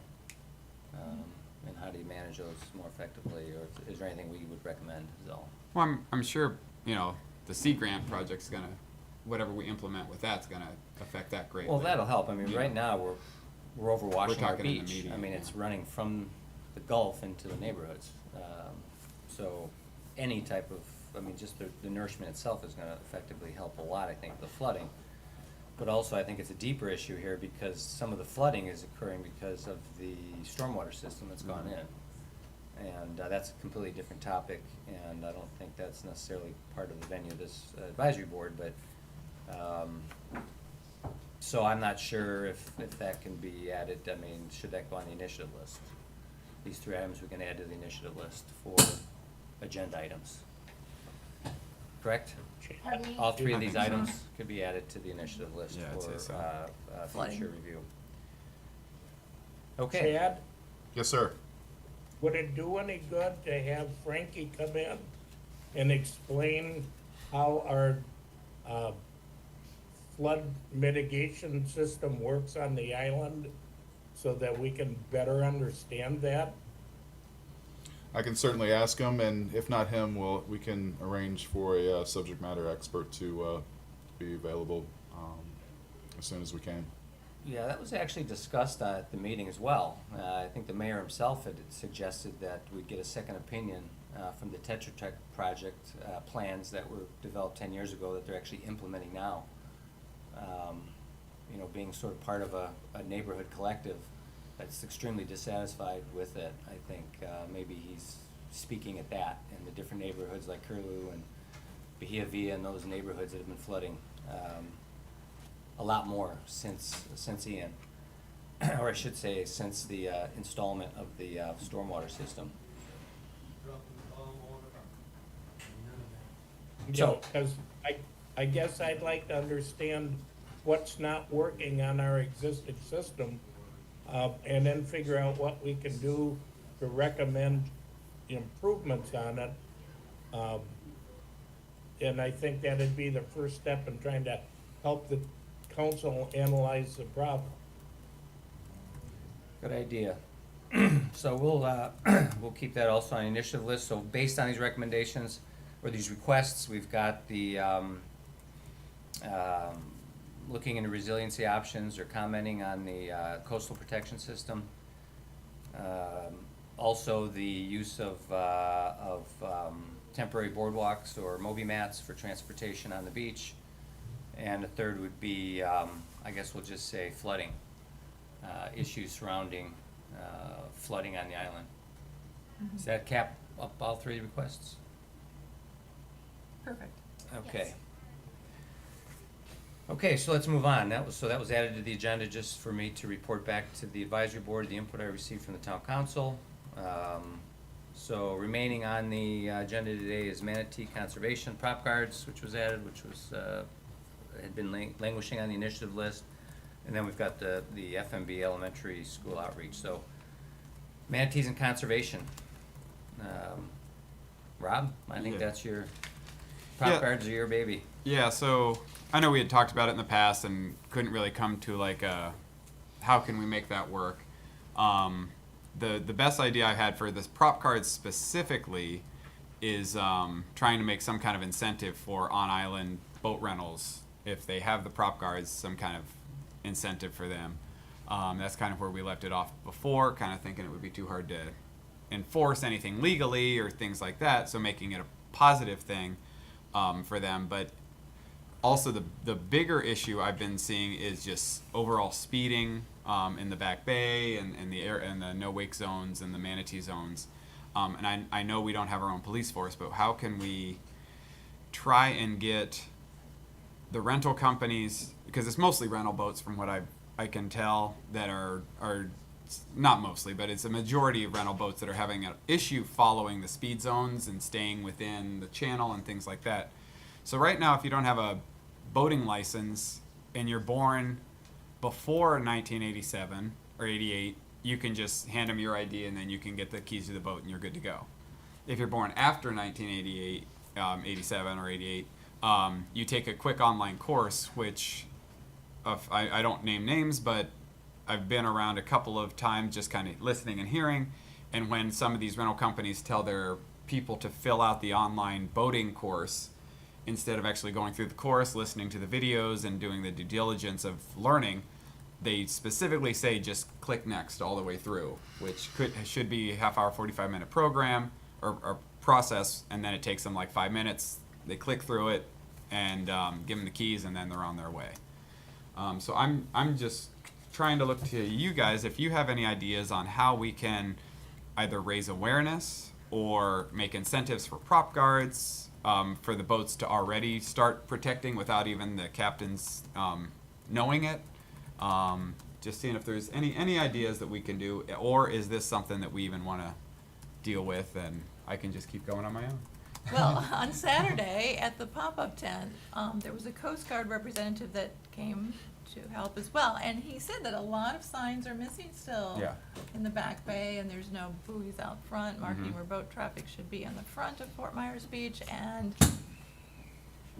it's just missing. There's a lot of signage missing, and there's hidden posts still from previous signs, and then a lot of areas have shifted with the sand. Yeah, and the signs themselves is interesting because some of the signs in certain channels are Florida Fish and Wildlife, some are federal, and then they won't coexist. Like the one can't mess with the other, and so depending on what the channel is, if it's the ICW channel or if it's Back Bay channels, it's FWC. If it's ICW, then it's the federal. So we're still missing that, and I think enforcement is a big issue. Trying to get more enforcement on the water, because there's jet ski tour companies that are flying in the Back Bay by the Bird Island and the Rookery over by Matanzas Pass Bridge and coming out of Pelican Bay.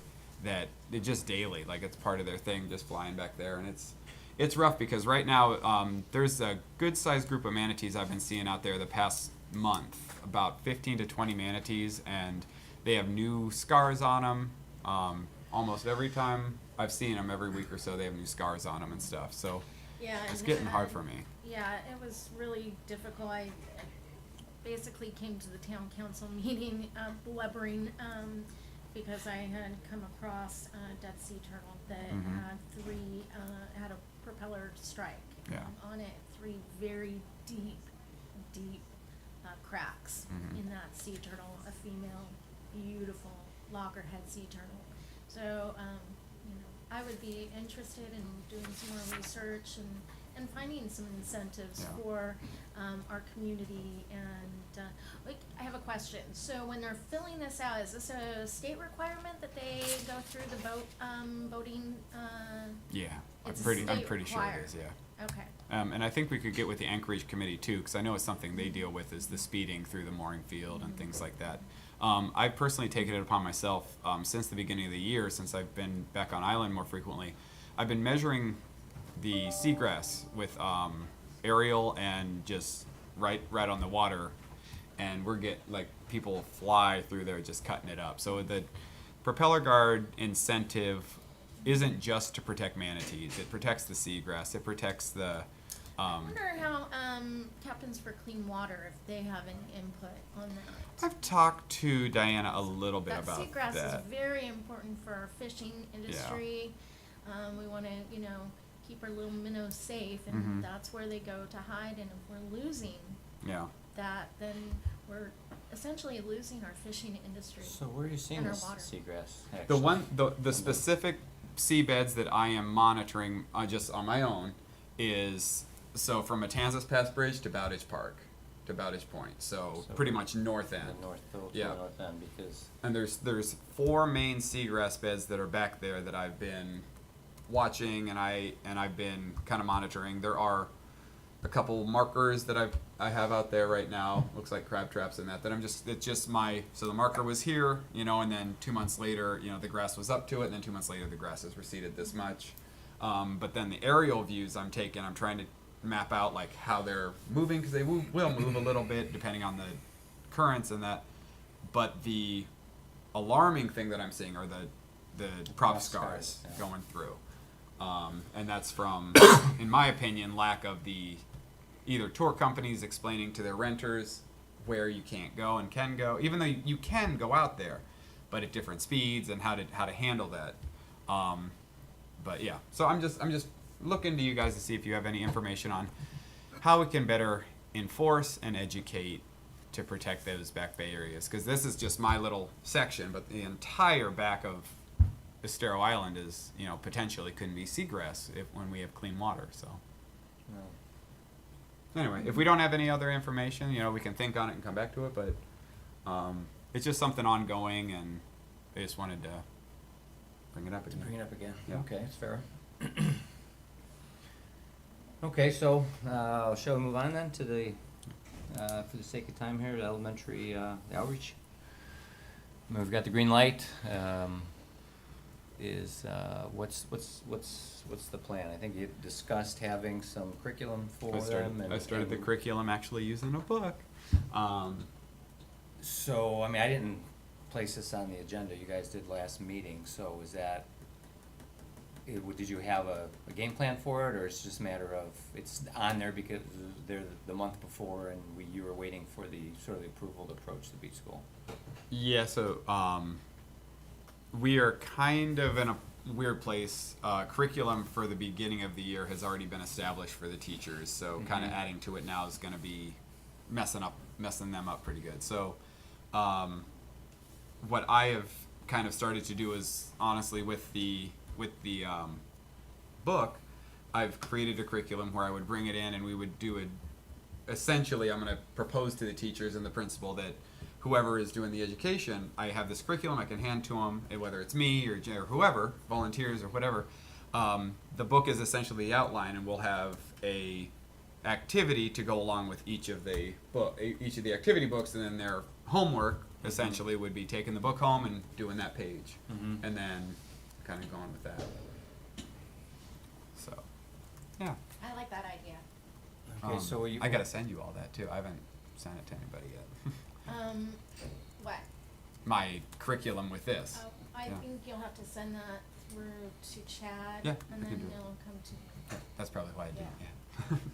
So the next steps though is that just to communicate with the beach Well, school. yeah. Well, so Because there's a temporary principal there, correct? Or a Yes. interim. interim- right. Well, so interim. from what I understand is, I want to have a set plan in place that I'll probably okay with you guys at the next meeting, and then once you guys are okay with that kind of plan, then I can take it to the teachers. So if I just come and say, hey, I want to come to your school and teach out of this book, they're gonna be like, what's the heck? But I want a set plan, and I'm learning about the Florida curriculum that they use here, specifically what they're doing, so I can align it with that. So what they're teaching in class one day or that same day, I can come in and reinforce using our material. I'm not sure if you all are aware, but FGCU is working with the town of Fort Myers Beach on this for the school. Oh, okay. The water department, FGCU water department is gonna be working with the town.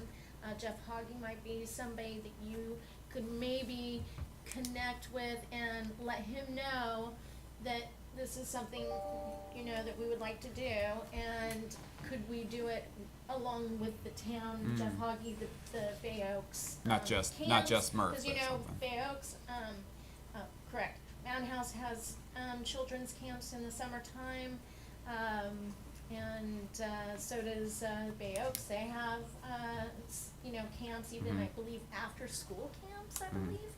So that might be something that you might wanna get with Jeff Hoggy on working with, along the side of the town. Okay, Mhm. that sounds good. You set? Okay. So that concludes our agenda items for the day, and we can move on to members' items. And we can start maybe with our guest up there, Dave Nussbaum. Dave, what? In the interest of time, I have nothing, thank you. Okay. Jen? anything? Yes, I do. Okay, so as I was coming on Monday, as I was coming to town hall for the town council meeting, I had seen a long blue hose that had been zip tied or something with wire going into our drain. I followed the hose, and my friends next door, I went into their backyard and saw that they were putting in a pool, and basically what you do is you have to drain the it's a big hole, and when you're digging out that low, you have a lot of water coming through the ground, so they have to get that water out. With that, unfortunately, they're supposed to have a net that catches all the sediment and sand and rocks and shells and everything that goes along with that water.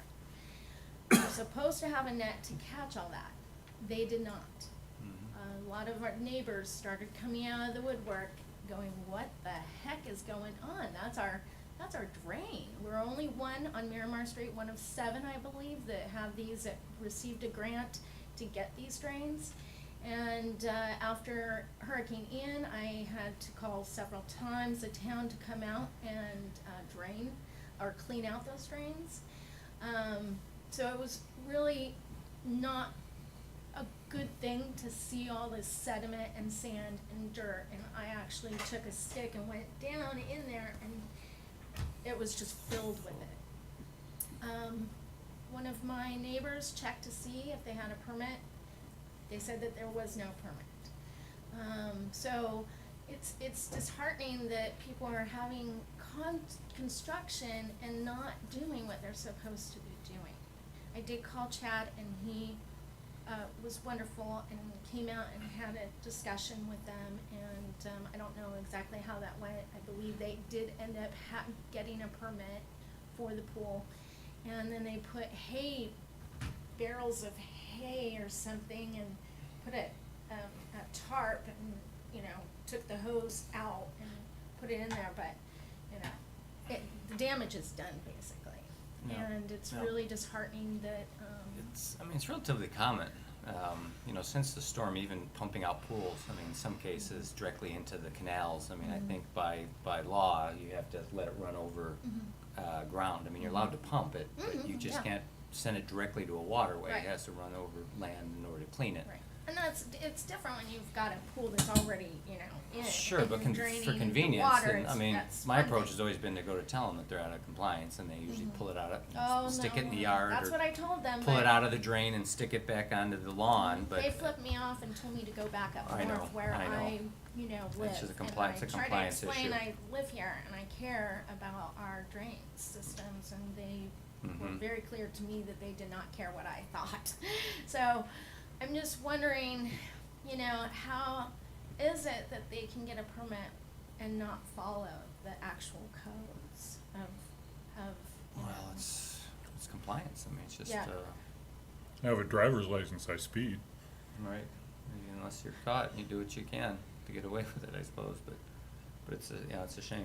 Well, so I guess my my request is that that our neighbors, you know, really keep an eye out on these construction areas, and keep an eye out for your neighbors, because we can't continue to flood. And now I know it's for rain drainage, but during Debbie, those things were gurgling as the water was coming up. They were gurgling, and our whole street was filled with sediment Mm-hmm. and dirt, and the water wasn't clear. As it which- backs up, that's where it Mhm. comes out. So I would, I don't know if there's anything we can do as MRF, to, do anything about this? Do you want to make a recommendation to code enforcement to attempt to, you know, monitor and demand compliance? Well, I came in to make a complaint, and I was told I was 900. Mhm. 900 complaints. I can't imagine that this town staff can handle all that. That's a lot of code compliance, you know, concerns. And I don't know how many people they have on, you know, and staffed for code compliance, but maybe we need more staff to help with these, construction sites, and making sure that things are, done properly, especially environmentally. Mhm. That's, so any thoughts on that?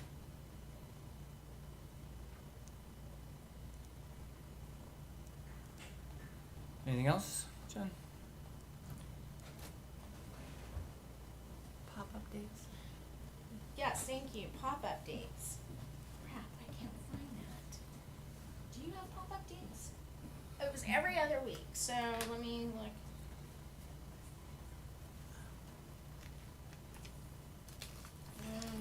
Started with October Yeah, I know. 5th. Okay, so October 5th will be at, Times Square at the Farmers Market. October 19th, the pop-up, the MRF pop-up will be at Times Square. The 2nd of November, we will be in Times Square Farmers Market, the pop-up. The 16th, November 16th, we will be at Times Square for the MRF pop-up. The 30th of November, we will be at Times Square. We have been asked to to do the pop-up at Santini Plaza. I'm super excited about that, but I don't have the dates. But I would like to be at the first one. So whichever it is, I'll find out the first pop-up that the farmer's market that they have at Santini Plaza, and then once a month. So if that's all right with all of you. And they're saying that's gonna be Thursdays, correct? Thursdays, yes. Mhm. They Okay. said Thursday.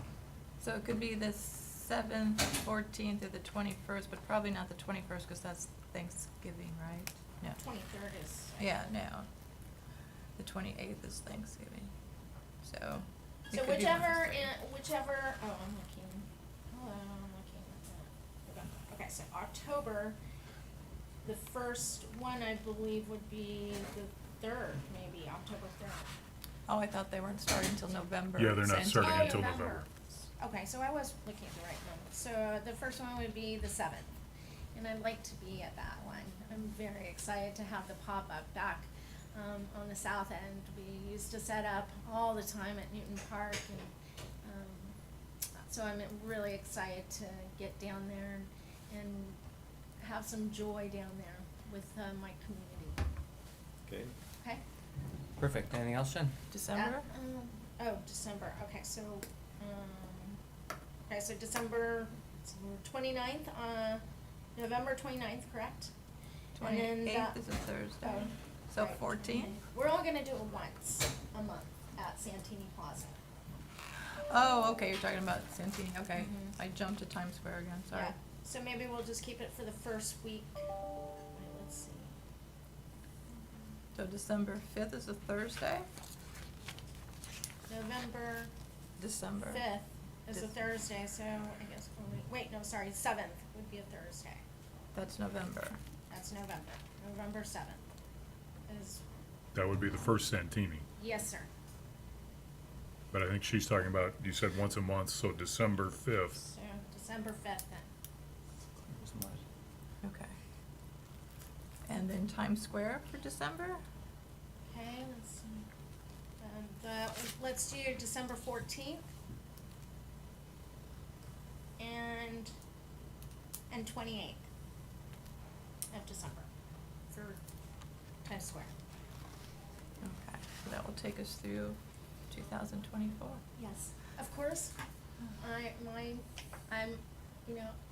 applying for MRF, but we'll see if I'm appointed. If not, then, someone, maybe whoever wants to pick up the pop-up, can do so. And I will just give all my stuff to whoever would like to do that, or not at all. Okay, Rose? I'll make a motion to approve those dates Great. if we need to. Sure.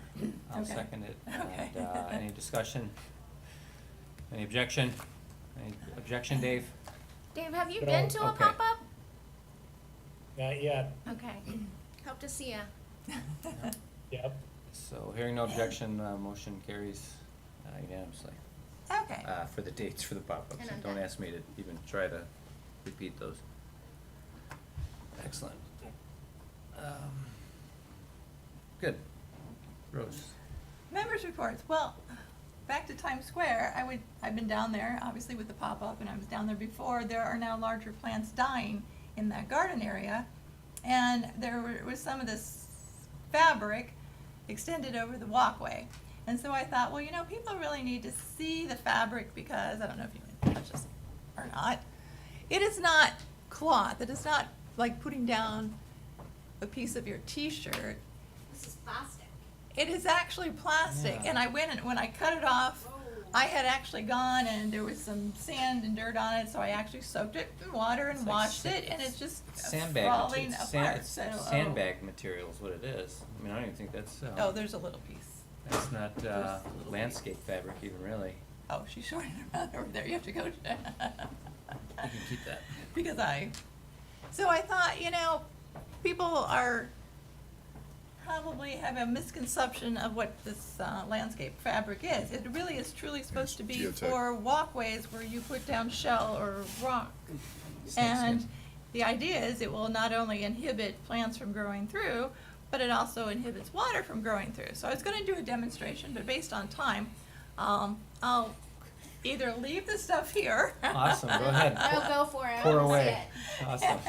It was like, We you like know, a little if hands-on. it's like, I know, well, Mix it's it- like mix if it you up a want, little. and it's terrible because just washing it, it falls apart. So of course, we do not want more plastic on the beach, but the idea is that when it's raining, Give me your important papers. I know, it's like, I don't wanna make a mess there. Put the activity book down. It is just, raining and it's raining, and it's raining, and it's raining, and it's raining. How much time do I have before the time runs out? Too It's- pervious, yeah. So you kind of get the idea here, without me going through all of Can you this. hold the cup up so we can see how much made it through? There's this much. A There's stem worth. more in the Compared, bucket. yes. If I was gonna pour it all through, then you could go back and look at the measuring cup and see how much went in. Okay. So obviously, part of the problem that the larger plants are dying, yes, it just pools on the It top sits on here. top, which might contribute Oh. to some flooding. Yeah, and bugs. Well, but the problem right now is that the water isn't getting through and the larger plants are now dying because they're just not receiving enough water. So I'm still hoping the town comes through with removing the rock and this so-called fabric and go back to planting So ground cover and small plants. That's my members report.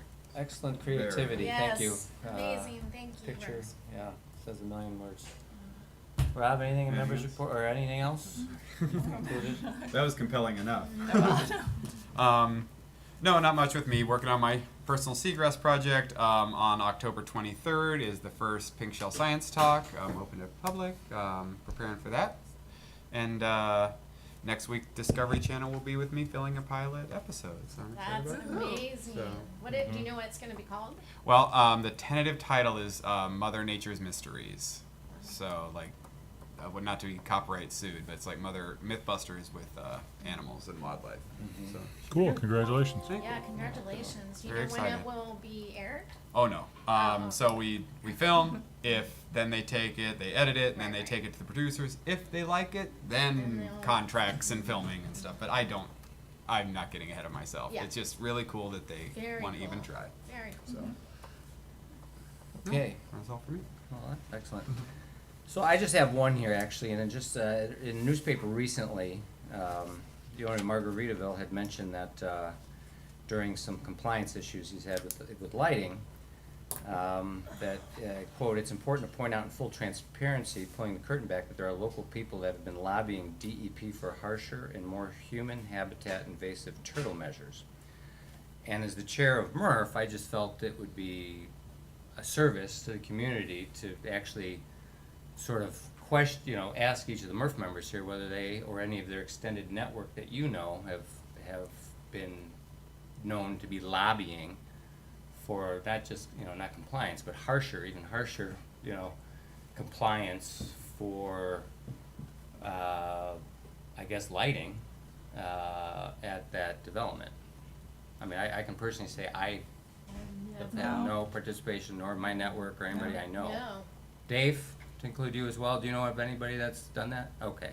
I just wanted to No. say, since it was open-ended, I just wanted to ensure that, the community understands that it's certainly not Murph or any of the committee members here. Now, I can't speak for Bill, because he's not here, but, How, can I ask you a question, Chad? How was it that they were allowed to have an occupancy permit, Margaritaville that is, without actually doing what the lighting plan was set into place with the town? I'm not sure if they have a CO. I believe they have a They have a TCO. temporary. A temporary? yeah. And it's conditioned. Okay. Yeah, so I just, that's all I had. I thought it was important to let people know that that's certainly not a conspiracy from our group, No. this volunteer group. Media reached out to me. Just would that affect the turtles during the day? Nope. That kind of thing. That's. And just to be clear, I believe my understanding is those TVs that are facing the beach, you're not allowed to have any lighting that can be seen from the beach that is year-round, has to be amber. When you have TVs, that's a source of light that shouldn't be there. So it's not about completely sea turtle season, because it's year-round, you have to have amber lighting that's seen from the I beach. think just to make it black and white, it was not part of the permit. Right, and that's why they And weren't that's it, supposed to no have matter them. when It's or my what time of the understanding. day or anything, that there's Correct. things that Just were not supposed were to be not there from part the of the beginning. permit. Mhm. And specifically, you need to submit in writing Mhm. what's there, so that's just my understanding of it. That's my understanding Yeah, as well. so. Excellent. So that's all I had for members' items. Staff update? Yep, so quick update on the pier. We got a note with our coastal engineer corresponding with Lee County that they have doing some geotech out there and some soil borings and surveying the topography along the shoreline and bathymetrics into the water.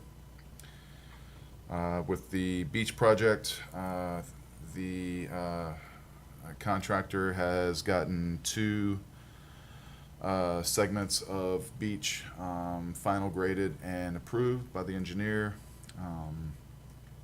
And I think so that's around 2,000 shoreline feet, and they've pumped another 3,000, so we'll be doing the 3rd final grade survey either this week or early next. Everything's going well. I know there are some concerns about the quality of sand. I was gonna ask you about that. This was pulled out, so Is this what was delivered, or? whenever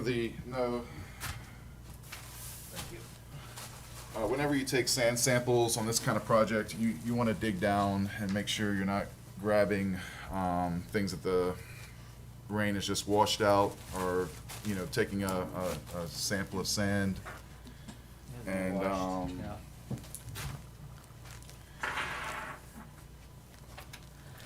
and then kind of going shelling to add shells to it. I just wanted to make it clear to the public that the number of shell and shell shard, or whatever you want to call it, that was included in the sample that was presented to me was not representative of what I'm seeing out on the beach.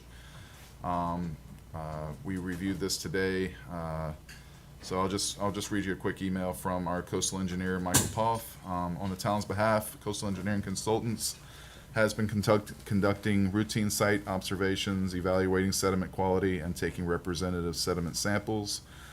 To date, sediment meets the specifications for beach-compatible sand in terms of our visual assessment of color, grain size, percent of shell, and the way they look at that is less than 5% of the shell retained at the number 4 sieve, which is I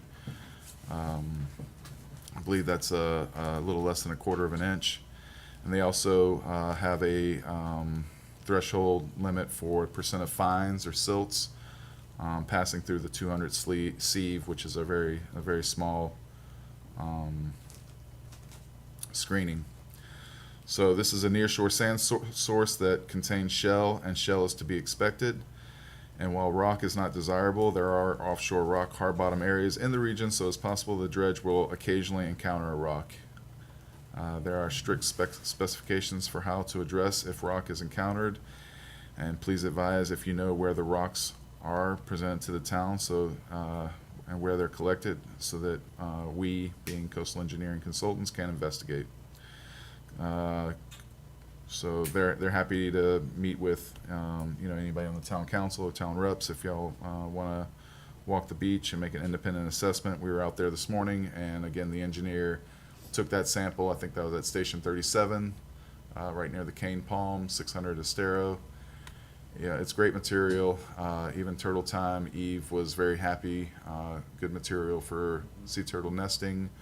It's a nice big wide beach. There's a quality control person that's taken, sampling. Yep. Anyway, correct? And this borrow pit that it's coming from has been used for our beach previously, correct? Yep. Yeah, So and- it's the same sand we've had up north since for over a decade. Same source, borough area. Right. So anyway, yeah, quality assurance is being done, quality control and monitoring both at the cutter heads and at the outlet onto the beach. On another note, Rebecca from FDEP Aquatic Preserve staff asked if I could reach out to y'all as MRF members, as well as the community at large, calling on all local community members with interest in water quality. The Estero Bay Aquatic Preserve is looking for dedicated volunteers to sample water quality in Estero Bay monthly as part of a long-term citizen science program. The Charlotte Harbor Estuaries Volunteer Water Quality Monitoring Network. Volunteers will learn about water quality and contribute to a long-term data set used by natural resource managers throughout Florida.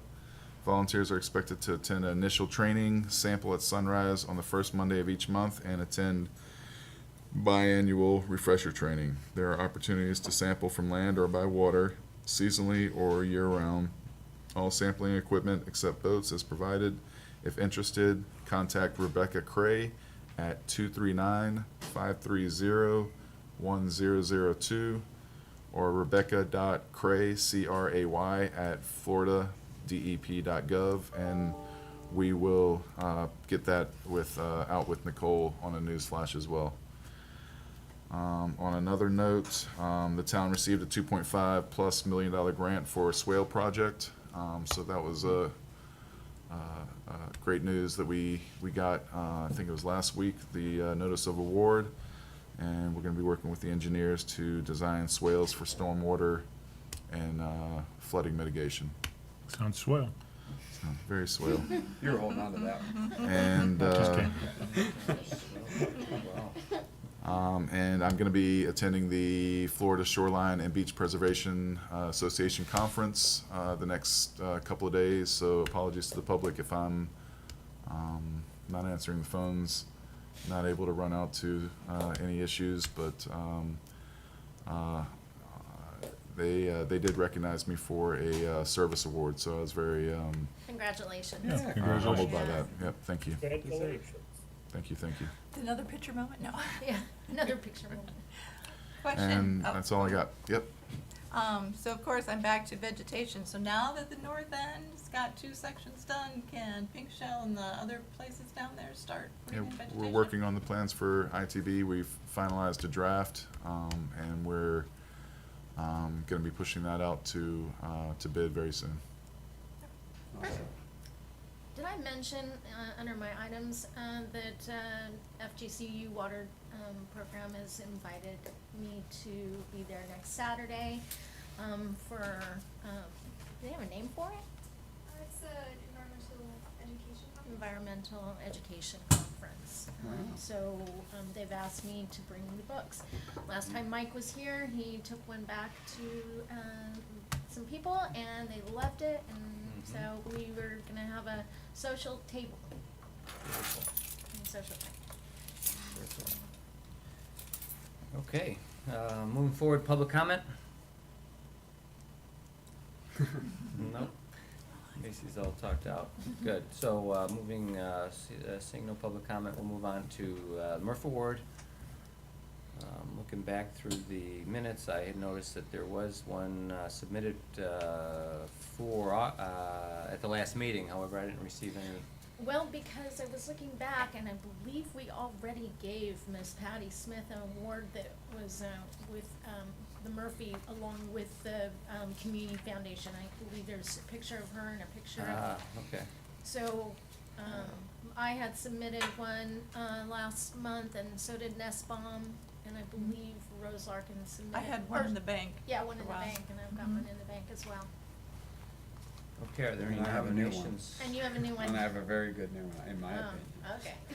They're all We're good. taking all They're all good. nominations. Please make your nomination if you have one. Yeah, so I was setting up my kayaks last week, and a gentleman came by on a bike, just picking up trash up and down the waterway on the back estuary, and I stopped him, and he had a big bag with him, and just kind of started talking, and he said he's been picking up trash since 2001, 3 days a week. And he's estimated, because he weighs it and writes it out, and he says he's estimated to have over 6,000 pounds since 2001 that he personally has pulled out of off the beach, off the road, off of the mangroves and things. So I just thought it's really cool, just a local citizen doing what. Did you get a picture and a I name? have pictures, I got names. And he's actually measuring. how And much he's measuring he's it. removing. Yeah. Wow. Yep. So anyway, that's my nomination. If nothing else for the bank. Okay, any other nominations? Hearing none, we'll, Well, maybe. Maybe. Maybe. Actually, yeah, I would like to nominate Miss Macy Knoll for her participation, all the hard work that she's put in for our activity book, and the fact that she came here, took her time, took the time to come here and, talk about it, and I'm just so proud of her and what she's done for our community, so tough that. Can't. Macy wins. Macy wins, hands down. So I would nominate her, for a Murphy Award. Okay, and yours obviously is timeless, so you can. Yeah, mine's timeless. Okay, well, you can bank that one. Okay, so, You can update the poundage. Yeah. he'll be doing it. 6,012 pounds, yeah. And I've got a picture from today with her. Okay, so, we still have 2 nominations on record here. So let's see, a sign of favor for Rob's nomination? Not even Rob. Why, you guys? Okay, hearing none, then, the other nomination was, Ms. Knoll. All in favor of Ms. Knoll? Aye. Aye. Hi, Okay, very timely. Okay, congratulations. very good. Okay, that's done. Spotlight, Rob, you're up. Jennifer, you're on deck for the Shoreline Spotlight. Yeah, there was a couple months ago that I wasn't able to be here, and you said that I was in the hole for this spotlight, but I haven't. It hasn't, Okay, I'm December? I didn't actually write the months down here, but Rob was next. I'll get You that. were following I'll Rob. get that to you. I think things slid Did for a they? couple of months, basically. Yeah, and I, Dave Nussbaum was the last to submit, and then, Which that is a was very July, good- so I think maybe we skipped August. so you're doing August? I mean, you're doing September? Yeah. You're Okay. next, So I would basically. do I'll send it to you October. today. I Yeah. have it. Wow. And then you're on November? deck, and then Rose is in the hole, sure. So I'll do November's. Yep, I like to say that when we say you're up next, Rob, that it gets done before then the next meeting. Okay. Right. All right, it so used to be by the November, first so- of the month, so we can get it out, but I mean, it's Okay. difficult to shag all these all the time, so. Now, what are you writing about, if I may ask? Seagrass. Seagrass. Mine will be on the activity book. Okay. Are you sick of hearing about it? Oh, no, can't get enough. Never. Okay, so that's, so set agenda for the next meeting, if we can. Actually, if I have till next grew up meeting, I with might 7. change it Keep because that in I want to mind. teach Hot people about grass. dragonflies. Help us these Seagrass. mosquitoes. With Dr. I was thinking about that today. I have the seagrass one written. I can just do that next time. But dragonflies, man, we need some dragonflies and bats back. That's right, Odenita. We lost them Love all. Did you hear any, did you hear back from the town about the bats? The, Honestly, I didn't Okay. look into it about the bat houses yet. Bat I should houses. get that to you and ask about it. I think I checked with Jeff, I think he was okay with it. Okay. Oh. All right. Well, I got it. Roundhouse, Bay Oaks. Yeah, I'll start bringing bat houses in and. Yeah. Who do I give there's those a to? problem with to bats, put up? yeah. I just read a nice article about that. Coordinate with Jeff. Okay. Public I can do Works, that. yeah. Okay, so agenda, would you like to set the agenda for the next meeting? There's Uh, gonna be a conflict for the date because the town council moved the M&P to Wednesday the 9th. Okay, so that would be up to, us to Schedule. reschedule, with the clerk. So you're We just do saying the that, following Wednesday? September, The 16th. October 9th is our next meeting, so you're saying that's a conflict and we need to find a new time and place. So the 16th, maybe? I don't know. See when the room's available. Okay. I think Yeah, that's usually where it starts. Anchorage Committee may be the next Wednesday. Okay. Well, I'll work with the clerk to find out the dates and have Chad then distribute what's available, what's available and what dates, okay? Okay. So thank you for that. So the agenda, remaining from today's was activity book, which I think we're done with.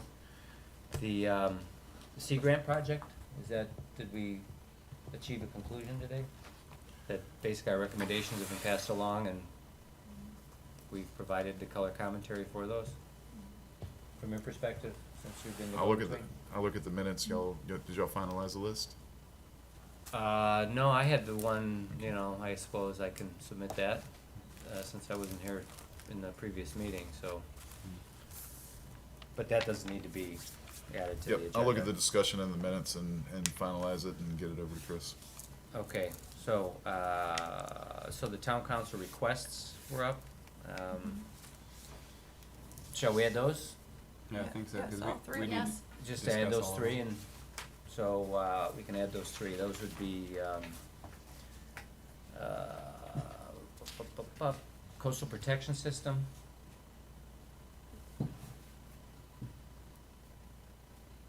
Flooding System. and Moby Mats. Moby mats, flooding. Yeah, Discussion on Moby maps. beach, I'm yeah, sorry, I couldn't hear you. beach transportation. I think you just reiterated Moby Mats. Slash Moby Mats, I guess we don't know if it's be Moby Mats or not, but, and then the third would be, flooding. I think that's probably enough. Is there any other recommendations for the agenda? Dave, anything else you need on the agenda? I think that'd be great, and then if we could, if we could have someone from Public Works or Frankie in to discuss how the system works, I think that would be kind of crucial for us in our investigative work on that. Agreed. Yep. Yes. And I think I'd like to add vegetation back on at the very end possibly, because people around the island seem to be concerned about what's going on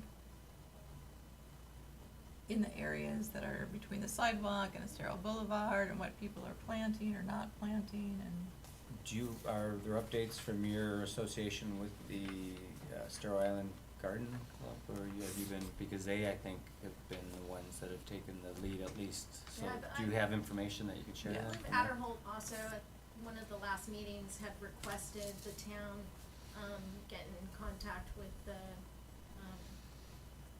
garden club.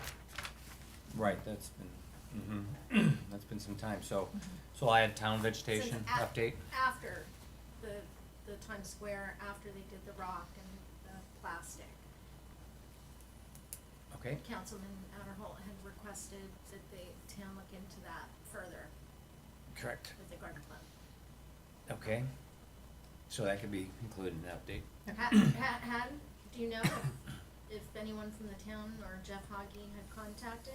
So they haven't under. as of yesterday, no. As of yesterday. So it's been maybe like A month? a month since the town council had requested Jeff Hoggy. Well, it's a month since we met and she presented Yes. her, so. But I'm talking about town council just Oh. recently had requested that, Jeff Hoggy, make contact again with, the garden club.